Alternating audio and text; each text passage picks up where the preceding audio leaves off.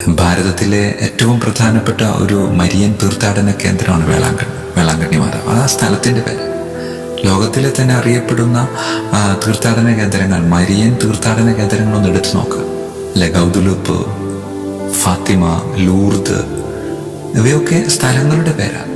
അപ്പോൾ എനിക്ക് സ്വന്തമായിട്ടൊരു പേരില്ലടാ, അല്ലെങ്കിൽ എൻ്റെ പേരിൽ എനിക്ക് അറിയപ്പെടാൻ ആഗ്രഹിക്കുന്നില്ല. ഞാൻ നിന്റെ പേരിൽ അറിയപ്പെടാൻ ആഗ്രഹിക്കുന്നുണ്ട്. പരിശുദ്ധ അമ്മയുടെ ഒരാഗ്രഹമാണ് സ്ഥലങ്ങളുടെ പേരിൽ അറിയപ്പെടുക എന്നതിനേക്കാളും എനിക്കിഷ്ടം വ്യക്തികളുടെ പേരിൽ അറിയപ്പെടാൻ. വ്യക്തികളുടെ പേരിൽ അറിയപ്പെടുന്നതിനേക്കാളും എനിക്ക് കുറച്ചുകൂടി ഇഷ്ടം എനിക്ക് നിന്റെ പേരിൽ അറിയപ്പെടാൻ.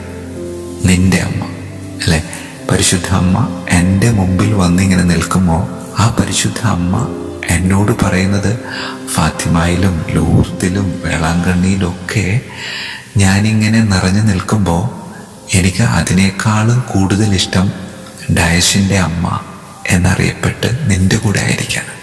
പ്രിയമുള്ളവരെ, പരിശുദ്ധ കന്യകാമറിയത്തിൻ്റെ ഒരാത്മീയ സങ്കടം കൂടെയായത്. എനിക്ക് നിൻ്റെ അമ്മ എന്നൊരു സ്ഥാനം, അതെനിക്ക് പൂർണ്ണമായും ആസ്വദിച്ച് നിൻ്റെ കൂടെ ജീവിക്കാനായിട്ട് ഞാൻ ആഗ്രഹിക്കുന്നു. എൻ്റെ ആഗ്രഹം നിനക്ക് സഫലീകരിച്ചു തരാനായിട്ട് സാധിച്ചാൽ നിനക്ക് സ്വർഗ്ഗം ഉറപ്പാണ്. എൻ്റെ മകൻ്റെ അടുക്കൽ ഞാൻ നിന്നെ കൊണ്ടുപോയിരിക്കും. അതേ പ്രിയമുള്ളവരെ, പരിശുദ്ധ അമ്മയുടെ വലിയൊരാഗ്രഹമാണ് നമ്മളുടെ ഓരോരുത്തരുടെയും മുന്നിലേക്ക് പരിശുദ്ധ അമ്മ വച്ചു നീട്ടുന്ന ഒരു അഭ്യർത്ഥനയാണ്. എനിക്ക് നിൻ്റെ അമ്മ എന്ന സ്ഥാനം ഒരു സ്വകാര്യ അഹങ്കാരമായിട്ട് ആസ്വദിക്കാനായിട്ട് ആഗ്രഹിക്കുന്നുണ്ട്. നിനക്ക് തരാൻ പറ്റും.